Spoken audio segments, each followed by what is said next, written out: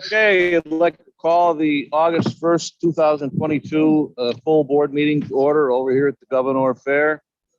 And Tony Arkwood is going to be excused for this meeting.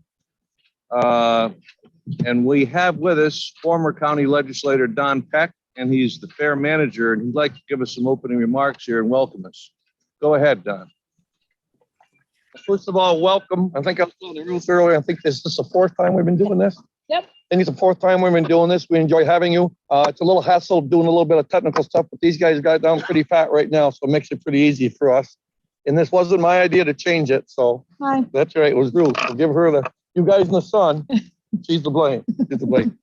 Okay, welcome to the 163rd Governor Agricultural Fair and the 170th St. Lawrence County Fair. I'm not going to go into history like I did a few years ago. You've heard it once. You don't need to hear it again. But I would, on behalf of the Fair Board, like to thank you guys, Kevin Akers as chair of the committee, our legislator Harry on the board, for the $50,000 of the COVID relief funds. That really went a long, long ways. When the meeting's over with tonight, I really want you to stay around. It may take a little walk, or if you want to drive closer, we can. But I really sincerely want you to see what that $50,000 did. And we really, really appreciate it. Did a lot of things that we couldn't afford to do on our own. And I didn't know if we qualified, so I contacted Ruth, and she said, well, maybe, because we couldn't have a fair one year. So I sent in a proposal, and Kevin was great to get it through the committee. So thanks, Kevin, for doing that. Other than that, tomorrow night at this time, we're getting set up for a concert. Sawyer Brown will be right there. We've got 400 box seats sold right in this area here. And then there's festival seating all around in the back where you just bring your lawn chair, your blanket, sit any way you want to. We still got some seats available for both of those, but we should have a good concert tomorrow night. Hope the rain holds off. Wednesday is our annual Carlton Peck Band Day, and we're good to have bands back this year. We have 6 high school bands. Last year we had 1. That was only Governor because the schools couldn't practice because of COVID. So this year, I believe we've got 6, as far as I know, maybe 7. But they'll perform here on Wednesday afternoon in front of the grandstand for anybody. And then, of course, they'll be here for the big Fireman's Parade on Wednesday night. Thursday night, the little local talent show right here. And then on Friday night, we're having Hot Wheels, Super Hot Farms, Tractor Pull, and Truck Pull. That'll be right here in front of the grandstand. That's Friday night. And Saturday, we're having a local band, I think, called the Common Revolution now. It's going to be playing here from 4 to 7. And then we have a lookalike band, Bad Boys, or can't remember. Can you remember, Rachel, the name of it? The Ultimate Boy Band Tribute. Okay. They're going to be on the Saturday night from 8 to 10. And that's going to be a free concert. No charge anybody. It's also military day here at the fair. So that'll be a free concert. And then, of course, on Sunday, we end with the demolition derby at 1 o'clock, which always packs the place. And I know the sheriff's deputy and stuff, the governor of police love to be here because they're usually quite busy during those days. So, and we appreciate them being here. Other than that, the carnival, due to the price of fuel, the carnival called us back in March and asked if they could open. They usually open tomorrow night at 4. Asked if they could change the opening till Wednesday at 2, because they run 3 generators here and it uses about 30 gallons an hour on diesel fuel. So you can just put that into perspective, how much that costs. So we cut it back 1 hour. It was from 1 to 11, now it's from 2 to 11. So the carnival's all here. This is the first time, and I can remember in probably over 20 years, we do not have a vacant spot on this ground. We've got the most food vendors we've ever had. Sorry, one wouldn't be open tonight, but the grub tub usually is. But because enough people didn't eat the last 2 years, they moved out of Seaway Festival last night and got in here, and they just really have time to set up. So, but we got a lot of food vendors. I think about 7 independents along with the carnival food this year. So we got tons of food, and we've got a lot of organizations here. So there's not an empty spot on the midway to be found. And usually there's 50, 60, 70 feet or more usually. And last year was a little bit more with the COVID, but we got through that hopefully. And we're on the positive run. So, again, I know you guys got a meeting. What time do you think it's a good time to come back for your tour? You got any idea? You're going to be an hour and a half, 2 hours? I know how long-winded you guys are, and some can be long-winded. Probably do it tonight. We don't have executive session tonight. So. You do?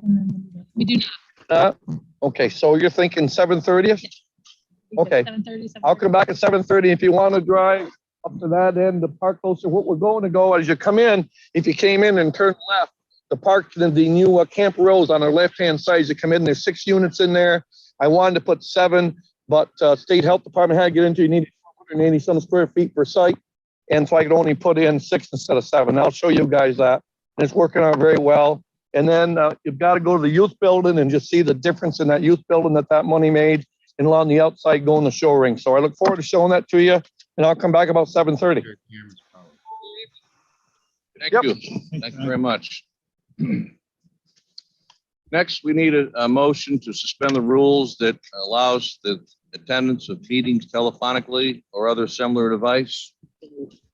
Smithers makes the motion and seconded by Mr. Reagan. Any discussion? All in favor? Aye. Opposed? Carried. Next, we have a roll call. Kelly? Reagan, Here. Forsythe, Here. Lightfoot. Here. Sheridan. Here. Smithers. Here. Denisha. Here. Perkins. Here. Akers. Here. Day. Here. Haggard. Here. Oh. Here. Burke. Arquette. Terminelli. Here. Curran. Here. 14 present. Next, we have the Pledge of Allegiance. It's prayer first, followed by the Pledge of Allegiance. Legislator Denisha, would you lead us, please? Oh, and the flag is over there, somewhere behind that white tent, the cover there. Some can see it, some can't.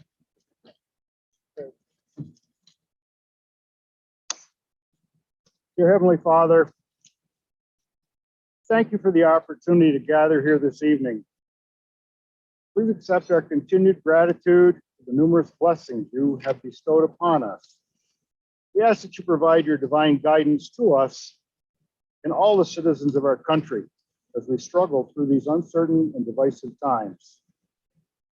Please bestow your blessings and comfort on those who are ill, those who are less fortunate, and those who have lost hope. For all these things, we ask your blessing for your Son, Jesus Christ, in whose name all things are possible. Amen. Amen. Pledge Allegiance to the flag of the United States of America and to the republic for which it stands, one nation, under God, indivisible, with liberty and justice for all.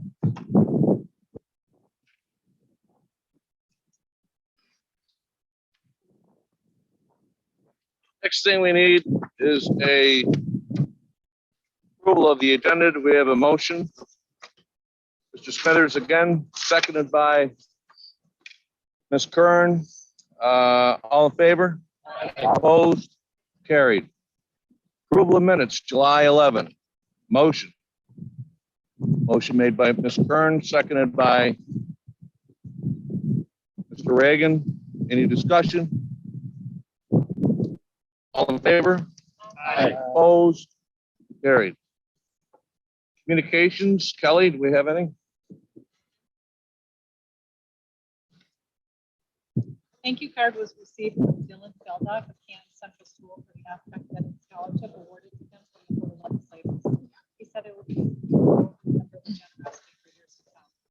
An email was received from Jeffrey Wilson, stating that the board votes to Governor Hochul any policies. He ultimately acts on policy was forwarded to legislators.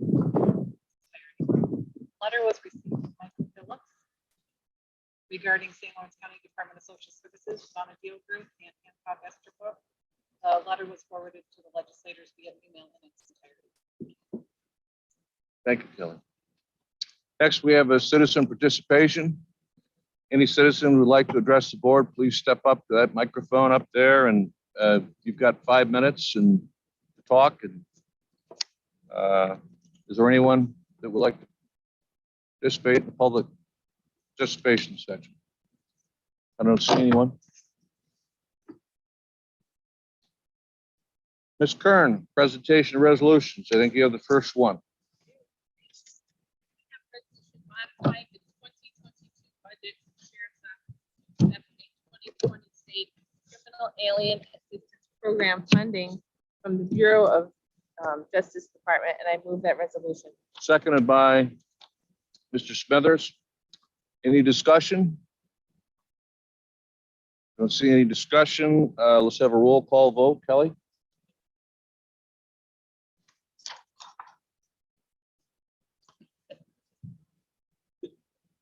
Reagan, Yes. Forsythe, Yes. Lightfoot. Yes. Sheridan, Yes. Yes. Denisha. Yes. Wilkins, Yes. Akers. Yes. Bay, Yes. Haggard. Yes. Yaco. Yes. Burke. Terminelli, Yes. Curran, Yes. 14 yes.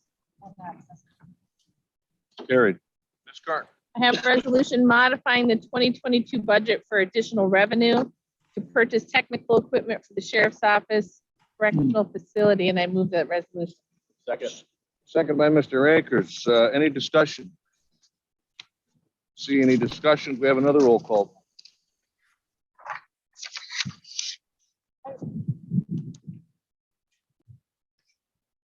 Of course, that's. Forsythe.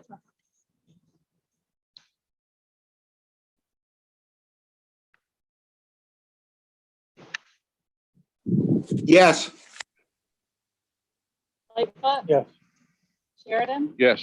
Smithers, Yes. Denisha. Yes. Perkins, Yes. Akers, Yes.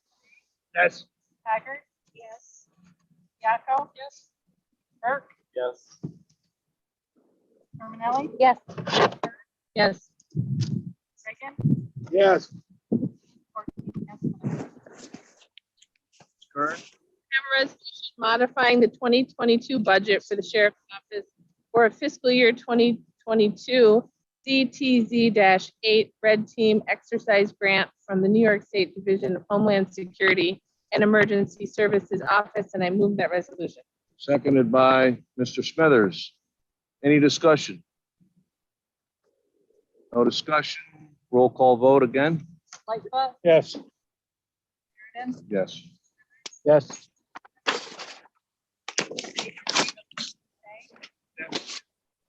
Haggard. Yes. Yaco. Yes. Burke, Yes. Terminelli, Yes. Curran, Yes. Reagan, Yes. Forsythe, Yes. 14 yes. One absent. Resolution carries. Mr. Kern? I have a resolution authorizing the chair to sign a contract with New York State Office of Homeland Security to accept a fiscal year 22 State Homeland Security Preparedness Grant and modify the 2022 budget for the Office of Emergency Services and the Sheriff's Office. And I move that resolution. Seconded by legislator Denisha. Any discussion? No discussion. Roll call? Sheridan, Yes. Smithers, Yes. Denisha. Yes. Perkins. Yes. Akers. Yes. Bay, Yes. Haggard. Yes. Yaco. Yes. Burke, Yes. Terminelli, Yes. Curran, Yes. Reagan, Yes. Forsythe, Yes.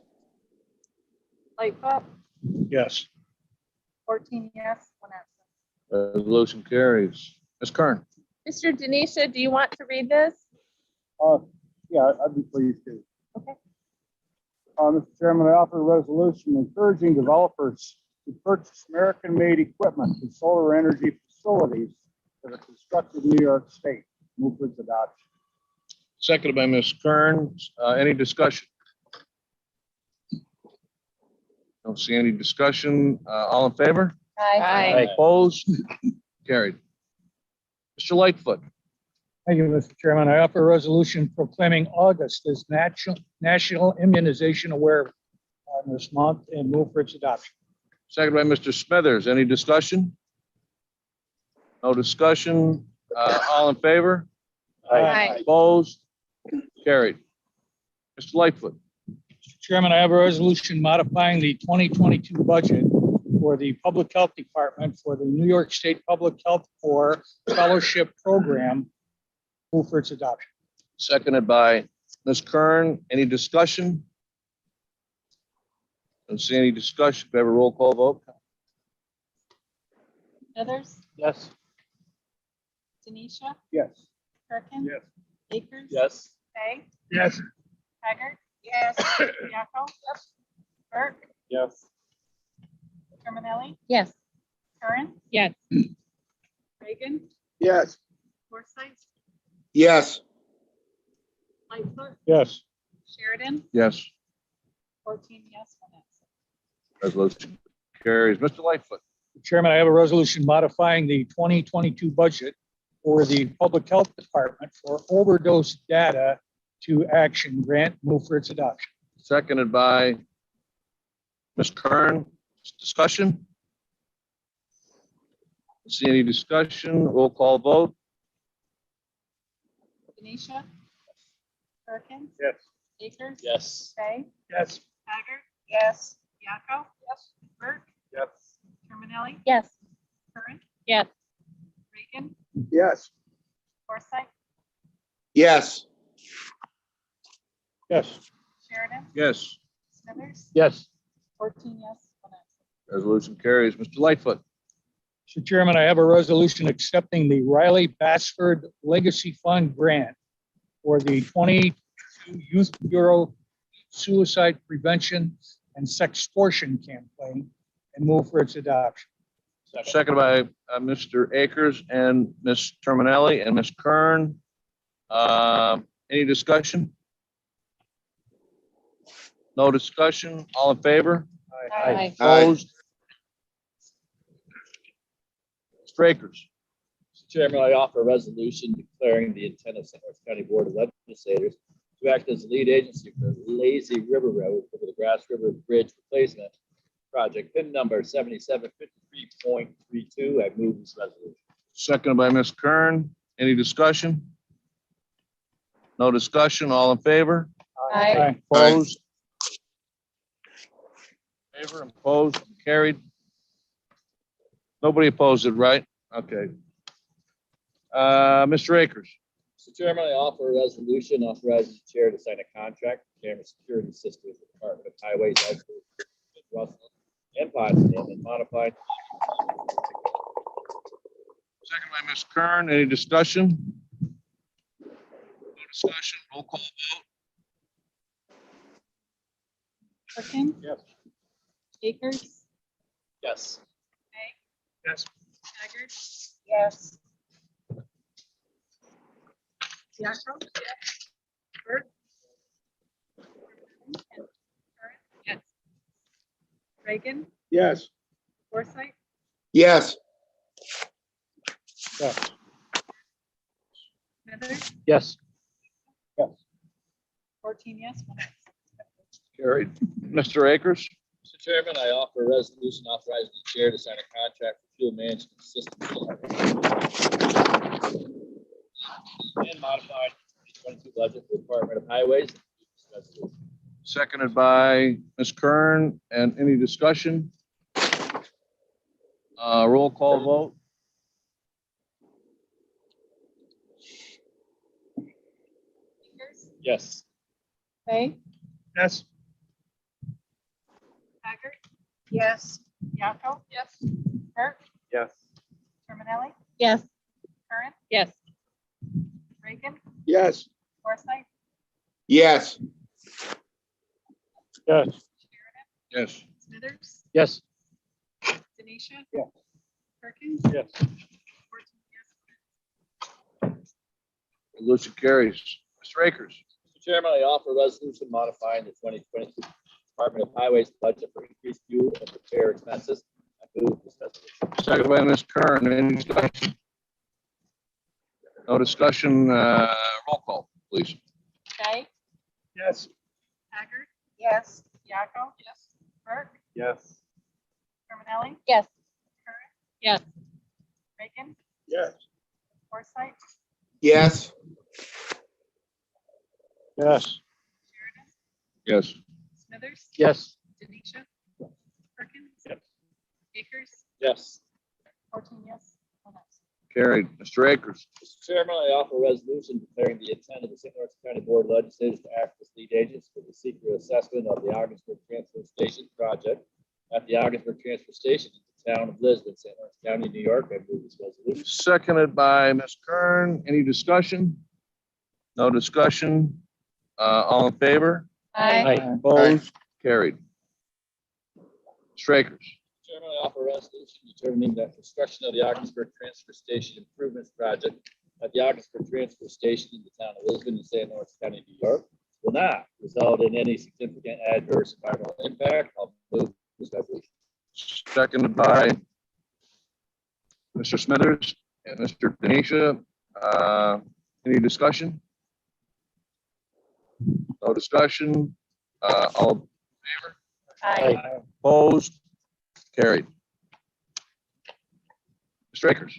Chairman, I offer a resolution modifying the 2023 solid waste department budget for increased fuel and repair expenses. I move this resolution. Seconded by Ms. Kern. Any discussion?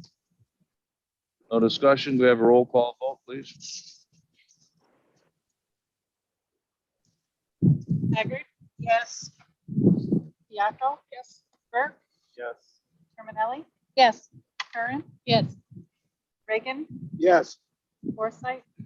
yes, Lightfoot. Yes. Sheridan. Yes. Smithers. Yes. Denisha. Yes. Perkins. Yes. Akers. Yes. Fay. Yes. 14 yes, 1 absent. Resolution carries. Mr. Akers. Mr. Chairman, I offer a resolution detailing the workers' compensation self-insurance apportionment for the year 2023. I move this resolution. Seconded by Ms. Kern. Any discussion? No discussion. All in favor? Aye. Opposed? aye, Mr. Akers. Mr. Chairman, I offer a resolution authorizing the conveyance of real property known as the Rathburn site at 78 Main Street, town of Hermit, to the town of Hermit. I move this resolution. Seconded by Mr. Denisha. Any discussion? No discussion. All in favor? Aye. Opposed? Carried.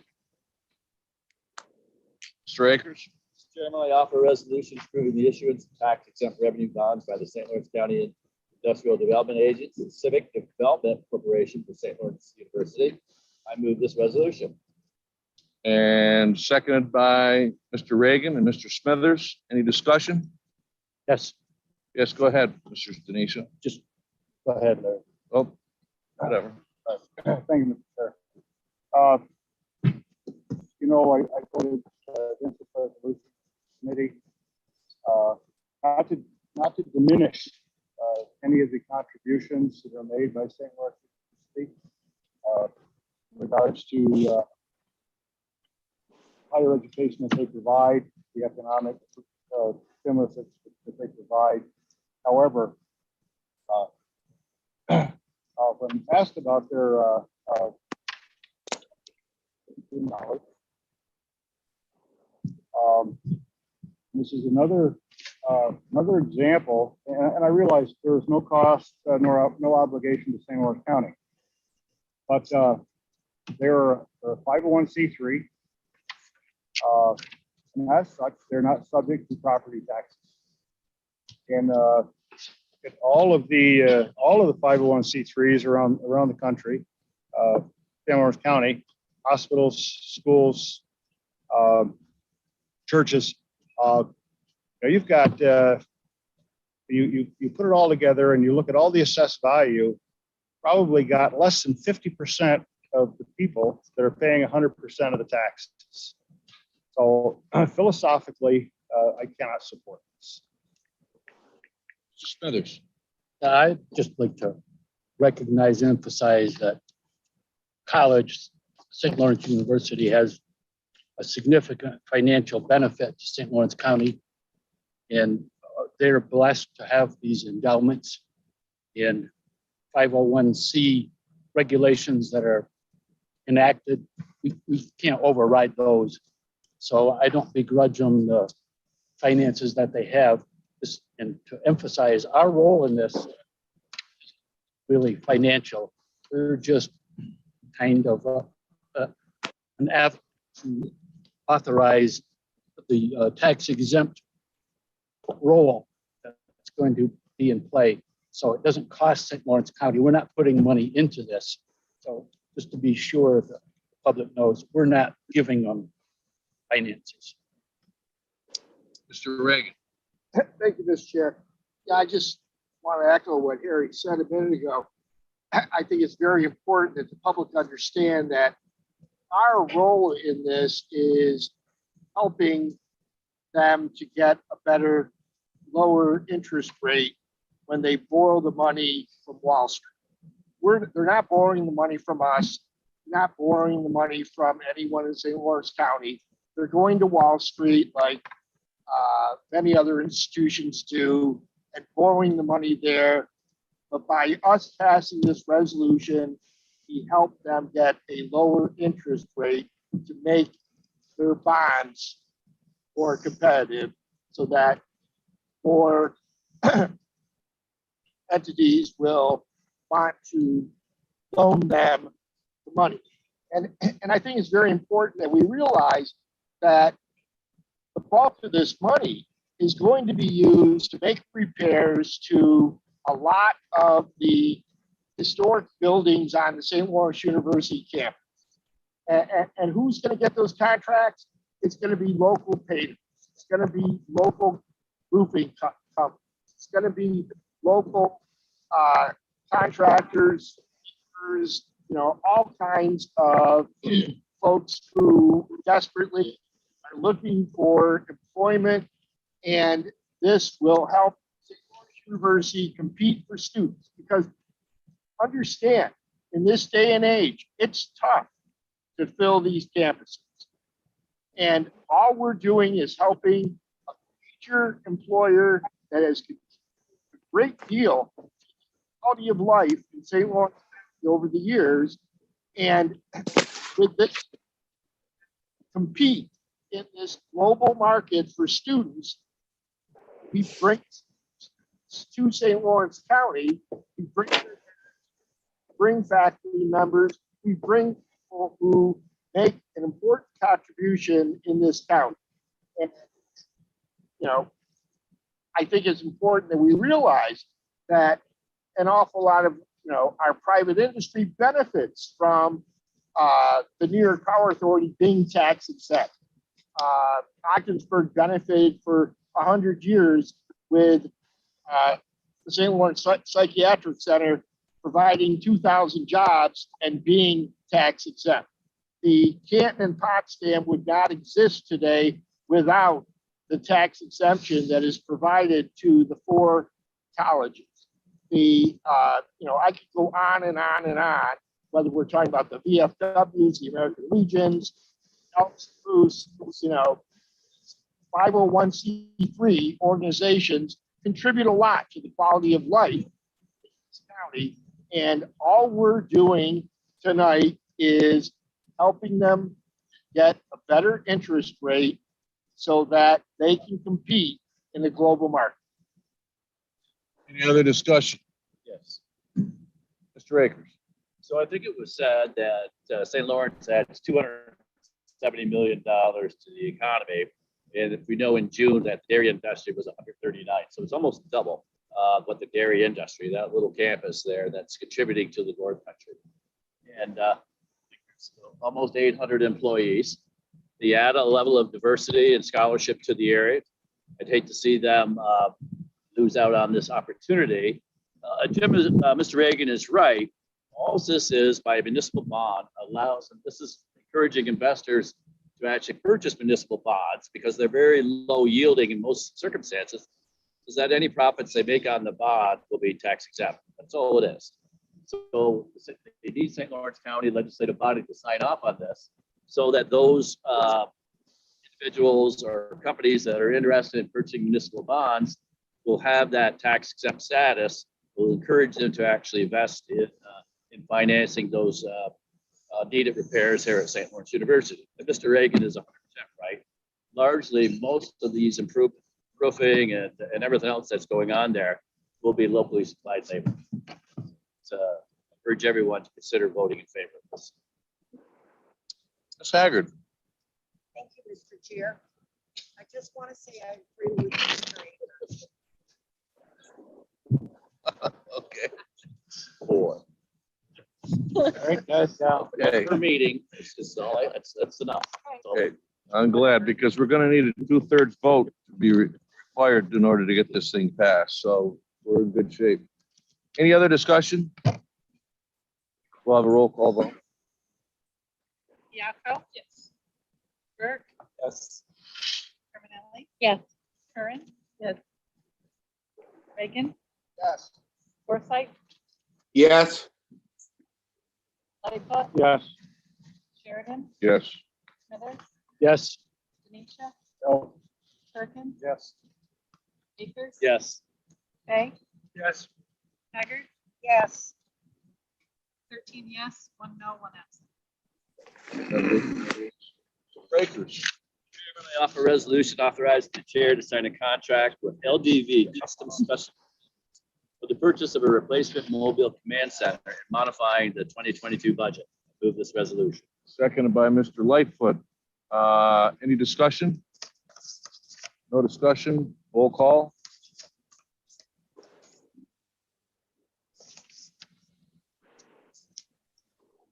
Burke? Yes. Terminelli? Yes. Curran? Yes. Reagan? Yes. Forsythe? Yes. Lightfoot? Yes. Sheridan? Yes. Smithers? yes, Denisha? Yes. Perkins? Yes. Akers? Yes. Fay? Yes. Haggard? Yes. Yakko? Yes. 14 yes, 1 absent. Resolution carries. Mr. Akers? Chairman, I offer a resolution authorizing the chair to sign a contract with Niagara Mohawk Power Corporation for the sheriff's office. Move this resolution. Seconded by Mr. Smithers. Any discussion? No discussion? All in favor? Aye. Opposed? Carried. Mr. Lightfoot. Chairman, I offer a resolution modifying the 2022 budget for community services for the tenant staffing agency contract and professional contract group. Move for its adoption. Seconded by Mr. Perkins. Any discussion? Don't see any discussion. Roll call vote?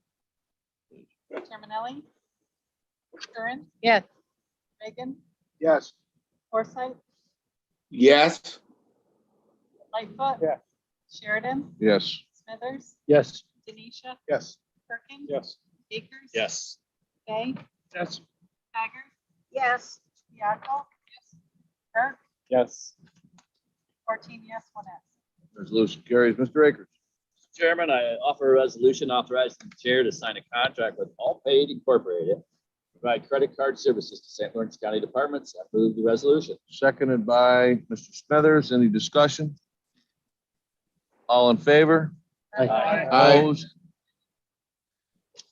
Mr. Akers. Mr. Chairman, I offer a resolution authorizing the creation of a blighted resident property reserve account. I move this. Seconded by Mr. Denisha. Any discussion? All in favor? Aye. Opposed? Carried. Mr. Akers. Turn this over to Mrs. Haggard for resolution. Ms. Haggard? Thank you, Mr. Chair. I offer a resolution urging the state of New York to eliminate the requirements of the DO Form 75 for fiber optic facilities and infrastructure and move for its adoption. Seconded by Ms. Kern and Ms. Terminelli. Any discussion? yes. I'd like to commend legislator Haggard for all the work she's put in on fiber optics. I think expansion of access is very important to this county. Thank you for working on this. More discussion? Kevin, it's your turn to say something nice about it. Oh, I agree with Mrs. Haggard on this one. In Oh. fact, Boy, I did send her a email spurring her on to actually bring this resolution forward.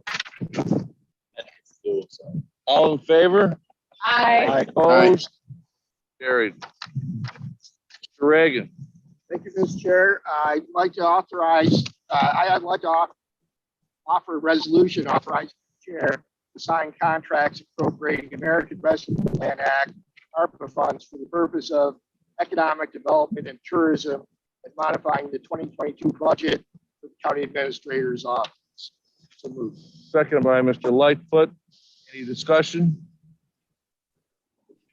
No discussion. Roll call, please. Curran, Yes. Reagan, Yes. Sy, Yes. Lightfoot, Yes. Sheridan, Yes. Smithers, Yes. Denisha. Yes. Perkins. Yes.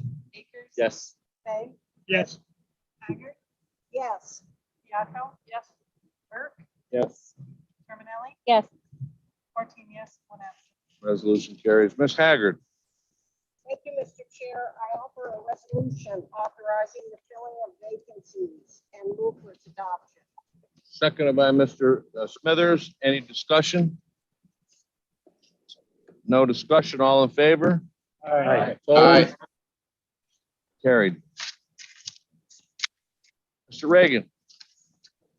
Thank you, Mr. Chair. I'd like to offer a resolution supporting the efforts of community services to end the wait list for clinic appointments and requiring same-day services be available for addiction or mental health services when a request is. Seconded by Mr. Akers. Any discussion? Yes. Mr. Smithers. Yeah. I have some concerns about this.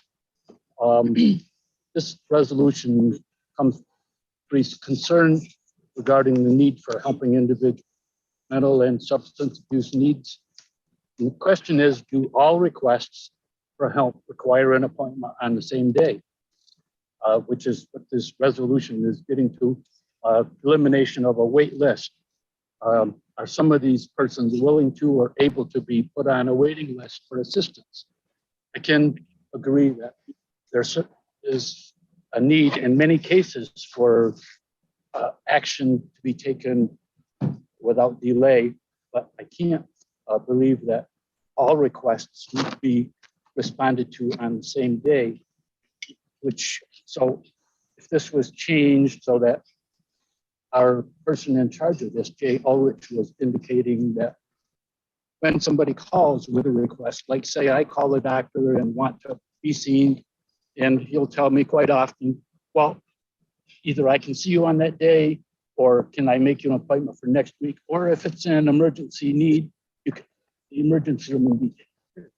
While there are facilities that can be referred to, we can even assist them in contact an alternative facility if it's determined that a need or requested that a need be addressed that same day. So I would like to see that mentioned in there instead of mandating that it has to be taken care of that same day. I just don't know why we're mandating that requests all require same day action. So you're making an amendment? No, I'm Okay, just pointing out those concerns. Okay. Ms. Curran, Ms. Curran and Mr. Burke, and then Mr. Terminelli, Burke, and we'll go right down the line. Go ahead. When somebody presents for evaluation of a psychiatric need, I would say minimally, it's a 15-minute conversation with somebody to try to figure out, is it an emergency for them or not? You can't just say, hey, do you feel like this is an emergency for you today? I mean, I can kind of walk into the ER room, nothing sticking out of them, the blood's not running down, and they aren't clutching their chest. I'm pretty safe that I have 5 or 10 minutes to go do something else maybe after I talk to them. But with people who are having mental health issues, you really cannot just say, hey, do you feel like you can do an appointment today, or do you feel like you can sit on a waiting list? There's really several steps of an evaluation that the state kind of likes you to do, including their past history of having attempted to take their life before, or any sort of suicidal ideation. Are they gathering pills? Do they have a reason that something's gone on recently? It's very extensive, and I would not feel safe. It makes me nervous when I talk about the fact that somebody calls on the phone and we say, hey, we're going to put you out 5 or 6 or 7 or 8 or 9, 10 days.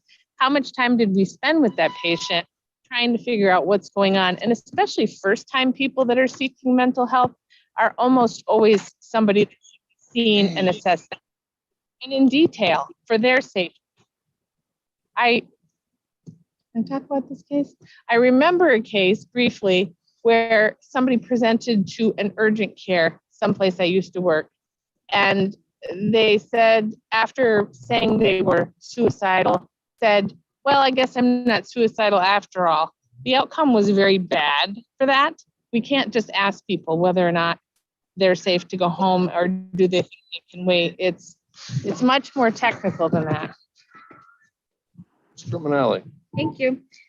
So I am not going to support this resolution tonight, not because I don't support expedient efforts to get mental health, especially mental health services, to people that call and need our assistance.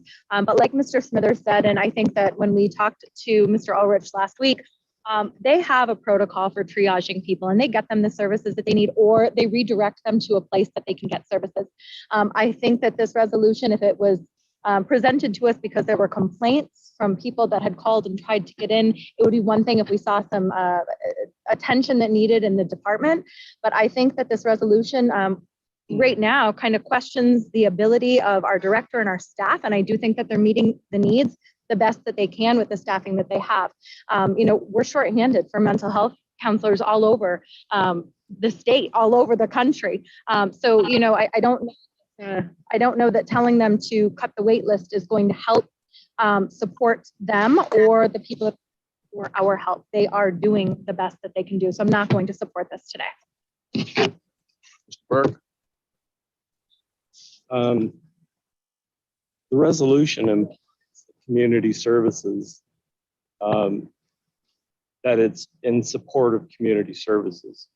And I guess I'd like to know, did our community services board move this up through the ranks? I mean, are they asking for this? Did Jay ask for this? And based on what Rita said, it's much more technical than what you can get over the phone. Maybe she didn't say what you can get over the phone, but she's talking about doing that preliminary assessment. I guess I would wonder, how do you do that over the telephone? You can do a little bit of triage, but if you're going to get into the history to find out whether or not they've ever attempted suicide, considering suicide, that's a pretty in-depth triage. And we can't refer anybody on, we can't give their name to any other agency without a release of information. I mean, I'd like to hear what Jay's assessment of this and the community board's assessment of this. And I commend Jim at least for the intent, the idea of wanting to give prompt services to people who may be in crisis, I think is extremely important. The question is how do we ever make that work? What's involved with it? Is there a cost to taxpayers? And do we expose ourselves to liability when we only take a portion of the history over the telephone? Did we miss something? Somebody attempts something terrible after we get off the phone with them? I have more questions than I have answers, but I'd really like to know if Jay and his staff embrace this, and is it doable? And what are the pitfalls if we proceed with it? And I'd ask you, Bill, if maybe you'd recognize Jay and see if he would give us his assessment of this. Yeah, I can do that. Jay, would you like to address that? Where you want me at? Take that and speak into it. That'll put you in the meeting.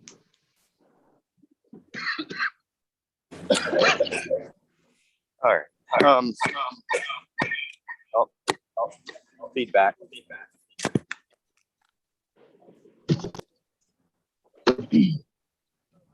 So, I mean, I've looked into this situation, obviously, and Speak up, Jay. Just speak up so everyone here can. okay. That's why we'll let Rodney. I've looked services and it's going to be, number one, it'd be a big lift in terms of our clerical staff having to make these phone calls on a daily basis to all the providers. And that's one piece of it. So I got more data from the providers in the community. So the Claxton Hep, I mean, if we were trying to divert and or refer for same day services, Claxton Hepburn Wellness Center had a wait list of 100. They're using a care coordinator to triage that and whittled that down to apparently around 10. Not a therapist, a care coordinator that did that assessment. One counselor is leaving that they have, so that's a caseload of 70. They are down 2 counselors positions, and they have no capacity for same day appointments, but rather they're scheduling 4 to 6 weeks out. St. Lawrence Health System have a wait list of 30 for their mental health Article 31, no same day appointments available. They have a wait list of 70 for their mental health Article 28 clinic, no same day appointments available. There is no wait list for outpatient addiction services. We had a wait list, I believe, of 17. We do not have a wait list now. And we get like 100 referrals a month on the addiction side. We get half, not even half that on the mental health side. It's a very volatile population to serve. I mean, they might come 2-3 times, return to use, and we don't see them for a while, then they come back. So that wait list fluctuates greatly. So if we didn't have people on the wait list, we would have not been able to backfill those empty spots in the counselor schedules because we already referred the wait list out to other providers in the community. So, you know, it could certainly harm our business model, so to speak, in the long run. The SLP Wellness, they have wait lists of around 20. They're scheduling out about 1 month, and they have no capacity for same day appointments. St. Joe's, they recently hired a mental health therapist. So this is the only capacity that I found in the county. They recently hired a mental health therapist, and they are building their caseload. But that is time limited because once his caseload is full, they will not be doing same day appointments either. Again, they do have some capacity on the addiction side. Citizen Advocates, the Messina Clinic has a wait list scheduling out 2 to 4 weeks. The Behavioral Health Urgent Care, they have 4 therapists there. They each carry a caseload of 30 to 35. They wanted to stop them or to cap them at 20 to 25. And they're going to try to titrate them down so they can respond to crisis services rather than just have an ongoing caseload, because that's really the purpose of that step down from going to the ER and an inpatient setting. If they could, they would like to hire 5 to 6 more therapists. United Helpers has a wait list of 120. They have a 4-week plus wait. They have no capacity for same day appointments. And for their prescribers, they are scheduling into mid-September. So they are down both a counselor and a prescriber. So, I mean, not to be dramatic, but, you know, kind of Rome is burning right now in terms of the behavioral health industry, in terms of the workforce shortage, in terms of COVID. You know, increased demand on the whole delivery system. And of course, you know, we just opened the OTP, so we're trying to still, you know, come to terms with all the nuances of providing that service and doing that right and correctly. We just switched to a new electronic health record. But if, you know, if it's the pleasure of the board, if they want to pass this resolution, I mean, we could hire some additional clerical staff to try to take on that duty to try to make these.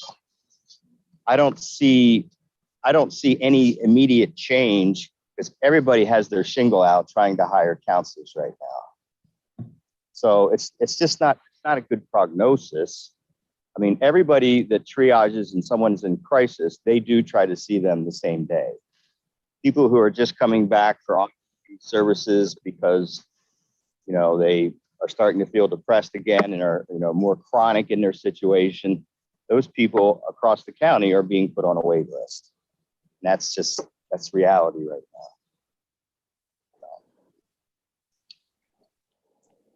Thank you very much. Any other questions of Jay?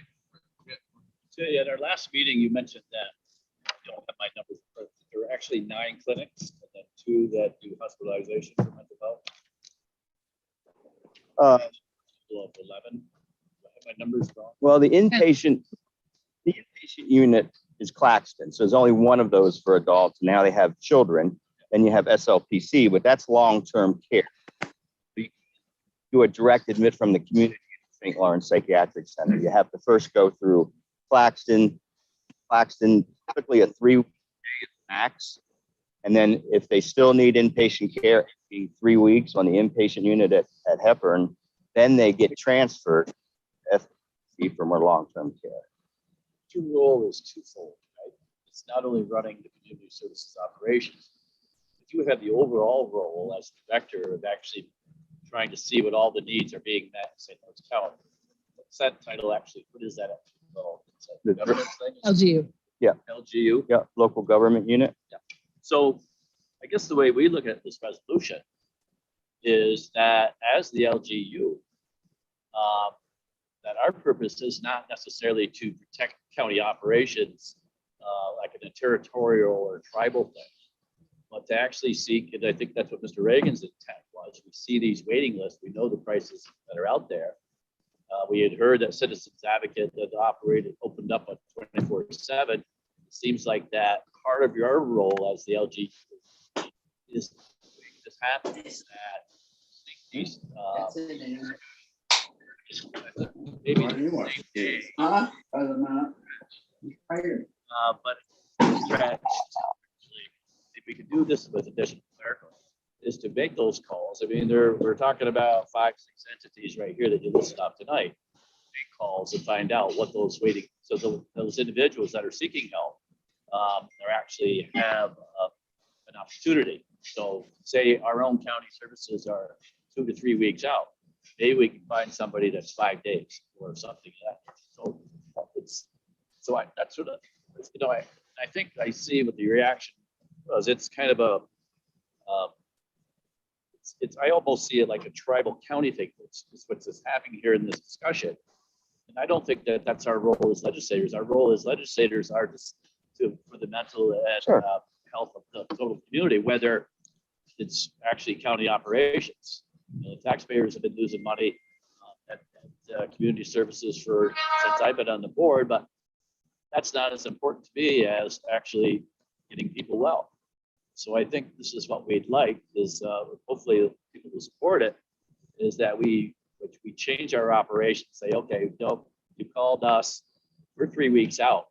And I give the example, somebody, that buys their heroin for whatever number of days, or maybe it's a fix of the day.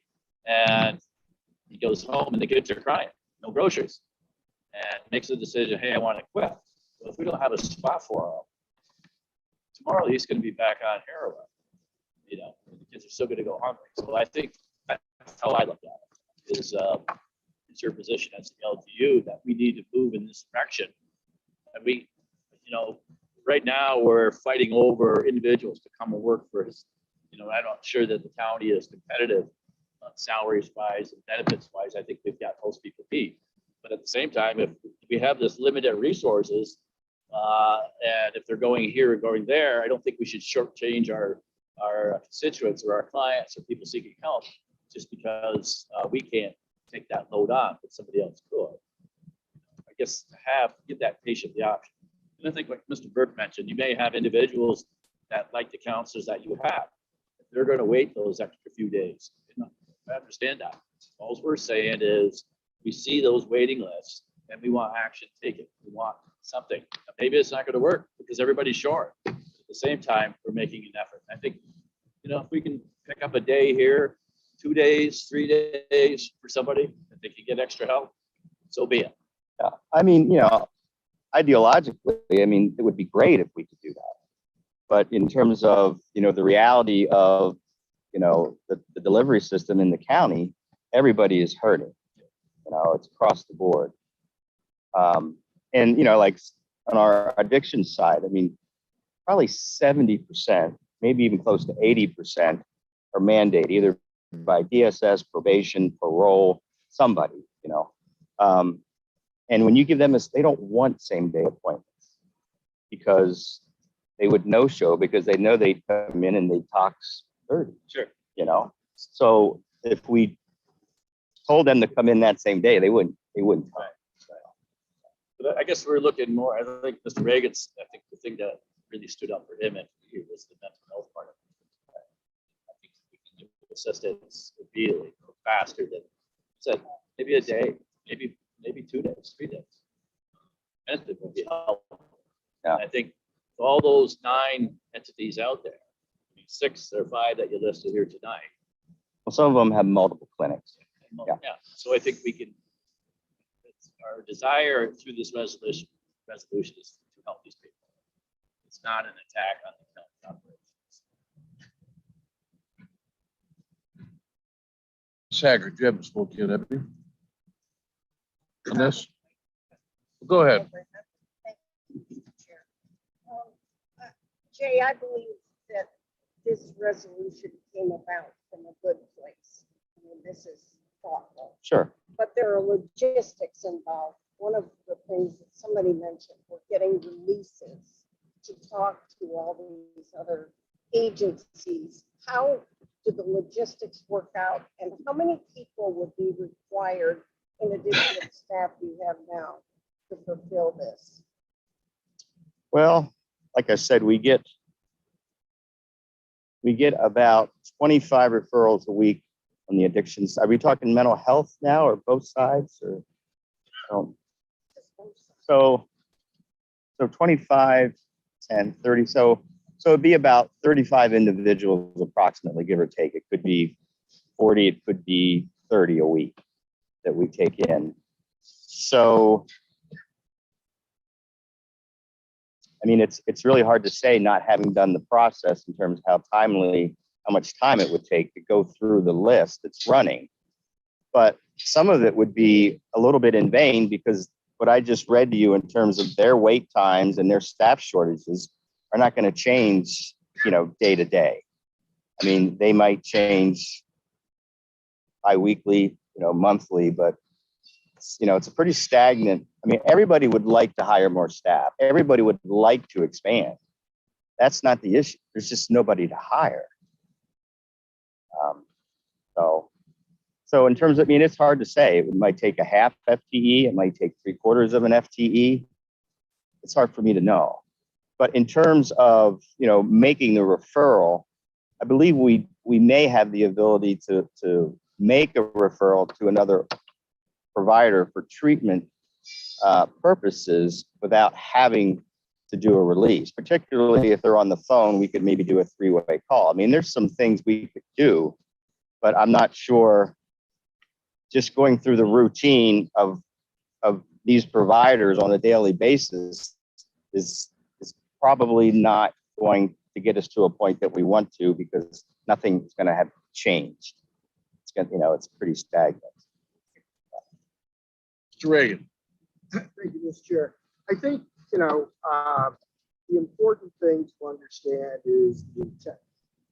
You know, if you're aware of agencies that have 100 people on their waiting list, obviously it serves no purpose to call them tomorrow and say, can you take this down? But, you know, I commend you for reaching out to the other new providers and who's, you know, adding to their patient load and who can take additional patients right now. And, you know, the goal of this is to encourage the agency, when slots are available, to get people into care with whoever is able to provide the care when they're able to provide it. So, you know, the notion that we got to add a whole bunch of staff when, you know, a simple email will allow you to keep tabs on who's got slots coming up, who's got, new providers and is looking for,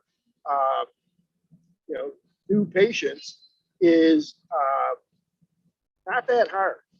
And, and I think, with the new service that we're going to be providing, that's going to shake up the addiction treatment services, because over time, there's going to be a lot of people who currently are in these other programs who are going to transition into the methadone program and open up slots elsewhere. Because the whole concept of the methadone was to provide a new tool in the toolbox. And so, I think that without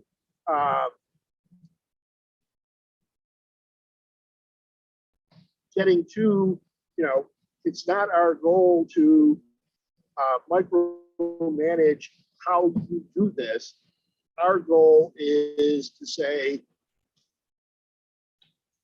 it's your job as the countywide Director of Community Services to keep tabs on what's happening with all these various agencies.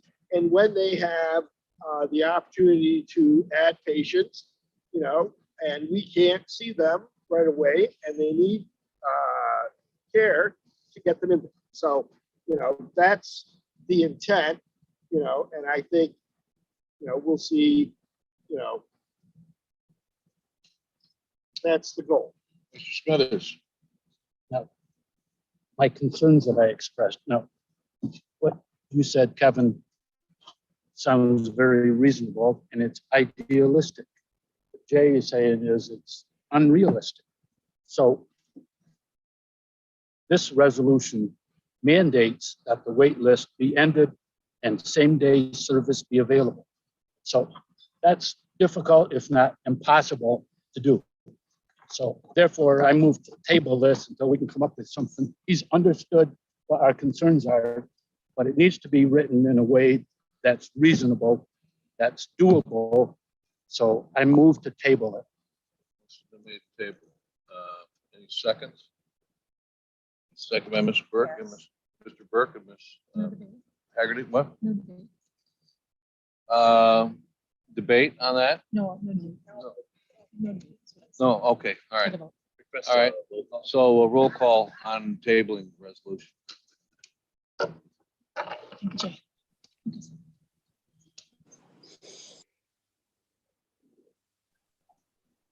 Reagan? No. Forsythe? No. Lightfoot? No. Sheridan? No. Smithers? Yes. Denisha? Yes. Perkins? Yes. Akers? No. Fay? Yes. Haggard? Yes. Piyako? Yes. Burke? Yes. Or Terminelli? Yes. Curran? No.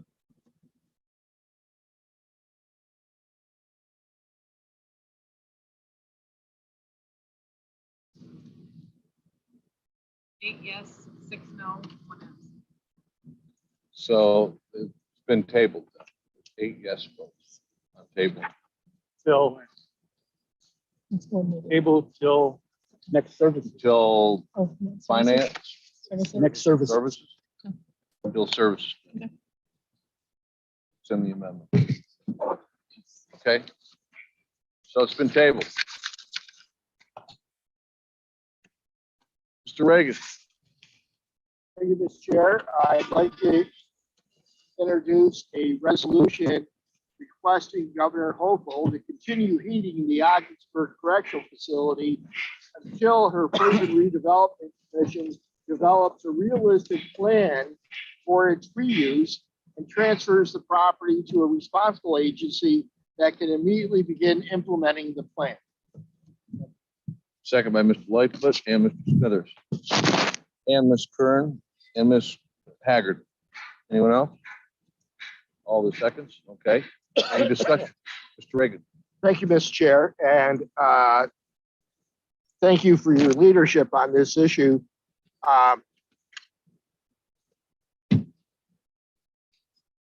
You know, I've been to in a lot of the buildings at the St. Lawrence Psychiatric Center right next door to the prison. And over the past 40 years, watched them slowly deteriorate and fall apart while the state of New York has repeatedly promised to cooperate with efforts to redevelop them. Sadly, repeated efforts over and over again to work with the state have resulted in nothing but beautiful historic buildings collapsing before our eyes. Some of the buildings actually have trees growing through them. Many of them, their floors have collapsed. It is critical that the state of New York keep the heat on and keep the lights on until such time as a realistic plan for redevelopment is in place and is put into effect. If they do that, you know, we can take those buildings and turn them into an economic engine to create new jobs, spur economic development, and benefit our region. But the state of New York needs to be realistic. They need to realize that these buildings do not have people lining up to acquire them. It is not like they were located down in Westchester County or Orange County, where you know, property values are such that there are developers waiting to do it. And it, you know, I think it's important for we as a board to call on the state of New York to work with us and make this a showplace, a pilot project for the entire state on how to redevelop these vacant properties. We have numerous prisons around northern New York that the state said, oh, it's going to be so easy to redevelop these. And they sit there vacant, the heat's off, the light's off, and they're falling apart, and they are blights, and they are deteriorating, and they are creating problems in their communities. So I urge everyone to join us in supporting this resolution, asking the state of New York to work with us and come up with a reasonable plan and put it into effect so that this complex of buildings finds a real new use. And you know, they just put a new $10 million heating system into that facility, and now they're going to turn it off. Thank you, Mr. Chair. Thank you, Mr. Reagan. Any other? Yes, Ms. Kern. Like to be added as a co-sponsor, please. And I agree with him. I can think of any number of interim uses we can have to keep people in the building and keep it up while we're waiting to find a bigger economic development thing. But I mean, I think of the fields could be planted, could be growing vegetables. We could still be giving them to food pantries in the community. There's lots of places we can use as a temporary homeless shelter instead of Augsburg having homeless. Any other discussion? Mr. Smithers. Seems like the need for prisons is a roller coaster. We're building more, we're double bunking, then we're with bail reform, it's not as much need. I think the tide we see is turning out politically for more of a need for prison facilities. It only makes sense to keep the lights on and the heat on in this, so things smooth out a little more. Because it seems such turmoil right now, all of this issue of policing prison. Thank you. Mr. Burke. I agree with everything Jim said. I'd like to also be added as a co-sponsor. So noted. Just a side note, on Thursday, I met with the governor in Clayton. We were there on a Ready Commission ceremony. And she walked up to me and I thanked her for my earlier request I'd made earlier in the year when I requested that we do something with the facilities and repurpose them. And she, at that time, explained that I complained to her at that time that 4 correctional facilities have been closed up here and there hasn't been any of that repurposing going on at all. And she said, well, you've got a new governor now. And Ruth was sitting next to me when she said that. So that led me to believe that she was at least going to come up with a commission to repurpose these facilities. And although I don't think there's any representation from up in this area on that commission, at least she's established a commission. So I thanked her, and she was very thankful that I thanked her, and asked if I had any ideas on the whole issue. And I said, yes, I've got one idea, and I think you're going to be hearing about it because we're having a meeting next Monday, and we're sending you a resolution asking to keep the heat on and the electricity on and so forth. And because we're concerned that the Augsburg Correct Facility is going to look a little bit like the Watertown Correct Facility in the last tour, where things are really starting to fall apart, hurry down there in an unheated building. And she acted very into being receptive, and mentioned to the aide that was standing next to her, make a note of that, and on keeping the heat on and keeping the lights on. And so that wasn't really something that I thought was bad. I thought that was a good thing. And 3 hours later, I get home, 6 o'clock news, and they're reading off WWNY that there's already been a memo sent out that WWNY has gotten a hold of, that they are in fact going to plan on taking the heat off and the electricity. But that was 3 hours after I talked to her. So maybe she'll change her mind. We hope that's the way it is. She did sound enthusiastic for the idea. I can give you that much. So I'm going to support this resolution. Thanks, Jim, for bringing it. Okay, so who else? Online. Dave, go ahead, Dave. Dave Forsyth, go ahead. Thank you, Mr. Chair. I'd like to be added as a co-sponsor. The one thing, and I think we should offer a friendly amendment to this resolution, and on the last 2 sentences, instead of property to a responsible agency, property to an agency that can immediately begin implementing the plan. I grew up beside the psychiatric center. I've watched the barns fall down. I've watched the buildings. We used to ride our bikes. They had a little store. We'd go get hot balls and things like that on our bikes. And I've watched what it's become. I'd like to be involved with changing that. And the correctional facility, you know, that's where I woodchuck hunted when I was a kid, both sides of the road.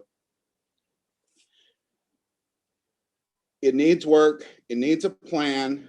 A lot of times we'll bring these resolutions forward and it'll sound a little intimidating or a little bit adversarial. And I believe if you just made that simple change, an agency instead of a responsible agency, it would go a long ways. And we don't have to do it, but it's just a thought. And I would like to be involved with trying to come up with solutions to save what's left. So if there's a second, I think it'd be good. Just seconded that motion, Dave. Motion's been made and seconded on the amendment. Any discussion on the amendment? Mr. Lightfoot. I'd also like to be edited. So noted. Ms. Lightfoot's also And on it. just a comment. Yes. Much like Dave, in my younger years, when taking a ride after supper was in vogue, we used to drive through the psychiatric center property. It was beautiful. Ponds, sprays, buildings were well taken care of. Later on in life, I had the occasion of spending some time through my employment at the psychiatric center for a variety of reasons. And I was always amazed at the inside of these buildings. They were just gloriously done, beautiful, woodwork like you wouldn't believe. Now, the woodwork you see, it's what's left of the deteriorated roof on these buildings with the big holes in them. They become large pigeons' nests. And they're to the point now where I doubt if there's much value associated with them with regard to how the interior of those structures has deteriorated. Take a look at the prisons that have closed. You said there were 4, I think there were 4, 5 or 6 that have closed up. Every one of them is boarded up or locked up. There's nothing going on. Chateauguay, a brand new jail up there, brand new, of size, that is sitting there vacant, overgrown, looks like hell. And they've done nothing. Come through Line Mountain and you'll see the small prison that they had there, windows all boarded up. They do nothing with these buildings, much like they've done nothing with the psychiatric center buildings. And that's a sin to let those buildings go like that. To turn the heat and lights off in the Ogdensburg Correctional Facility. Another old building, okay, new roof or not, new boiler or not, it's still an old building. It needs to be taken care of. You just can't shut things down and hope that things are going to stay the same. You've got to take some precautions. I commend Jim for bringing that forward. I support it wholeheartedly. And I hope that your conversations with the governor might do some good. On the amendment, any other discussion? All in favor of the amendment? Aye. Any opposed? Amendment's carried. Now the resolution as amended. All in favor? Aye. Opposed? Carried.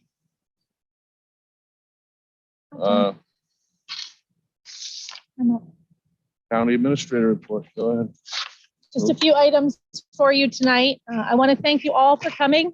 I want to thank department heads for, you got shade this year, but for joining us today. I know it wasn't great to hear, but I really appreciate you making the time to come out. And certainly the fair folks for having us every year, and the mayor and Mr. Spillman, the supervisor, for having us. We're grateful to be here. Wanted to let you know that we'll have pizza here in a few minutes. And then join Don for the tour. I'm also told that UCB 1 is set up over by the entrance gate. As you just approved tonight, the replacement vehicle. Certainly you're welcome to stop over there as well and take a look at what we have in place currently. We do have a vacancy scheduled for tomorrow. We have 2 legislators joining us. There are 8 departments and 12 positions to be considered. Did want to just let you know, Jolene and her staff have been working in public health to get some information and educational materials together for monkeypox that you'll start seeing out on their social media, and information to be provided. As we're moving into the return of greater population in St. Lawrence County, they want to be active in getting information out. Following adjournment, I will share with each of you a copy of the final report for the Bonadillo Group. I have, Dave will get a copy delivered to you as well. Please share, if you could, your questions with me by August 10th. That would be helpful if additional information is needed to be gathered. And they will be present with us on August 15th at services to answer any of your questions after review. Chair Lightfoot felt strongly that they came in, they presented the overview, but he really wanted to have them back present to answer any specific questions after you take a look at the report. Also, Commissioner Sieber and I will be meeting with Children's Services on Wednesday. Much like you may recall, I convened the Children's Services group to share with them my recommendation before I made it to the board to have a review completed. I think it is only fitting that we review the results of that report with them, not only to look at the corrective action items, but also to recognize the work that's been well done. So on both sides, we'll take some time on Wednesday and go over it with the staff. Wanted to also let you know last week, the healthcare committee convened with the unions to go over the retiree options related to healthcare. Preliminary numbers that we looked at shifts the burden disproportionately to the active group at this time. So we're taking a look at some other options we may have. We also talked about the pharmacy services as that contract will be coming up in 2023. And also we talked about the Medicare Part B policy that you all may remember we had some discussion on some time ago that you'll be seeing some more information come forward on shortly. That's all I have unless there's questions. Questions, Ruth? Any old business? Any new business? Mr. Smith? Whichever this falls under. Sales tax report that was sent to us from Renee. Figure that we were given, these figures for the 7 weeks, May, June, and July, is that including the money that was sent to Ogdensburg? If so, would that be the 1.5% or the half 1%? Just to clarify what that number includes. We can get clarification. We can get that information for you. Any other old business or new business? Okay, any committee, Mr. Aker? What? Forsyth. Oh, go ahead, Dave.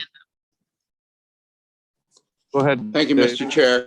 Last week when I gave my report on the RVRDA, there was one thing I missed, and that was a resolution we brought forward thanking Senator Ritchie for all the work she's done with the NIPA, River Development Agency, and everything to make that come to fruition.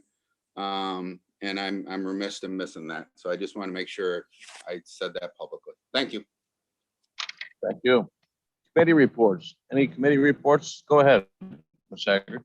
Thank you, Mr. Chair. I wanted to acknowledge Legislator Smithers' comments about the broadband committee, and not to diminish Legislator Fiacco or Terminelli or the board's support. I want to mention that the real brains, you guys have brains, but the real nuts and bolts of this committee have been the planning department, IT, BOCES, DAG, IDA, everybody in the county who we've asked to help us has stepped up to the plate. So I can't take any kudos from you, Harry, for that, because we've got the best staff anywhere. Thank you. Okay, on the chair's appointments, the repurposing Wagensburg Crutch Facility Ad Hoc Committee will be myself and Jim Reagan and Dave Forsyth. There's no executive session, so we need a motion to adjourn. Ms. Kern makes motion, seconded by Mr. Smithers. Any discussion on it? All in favor of it?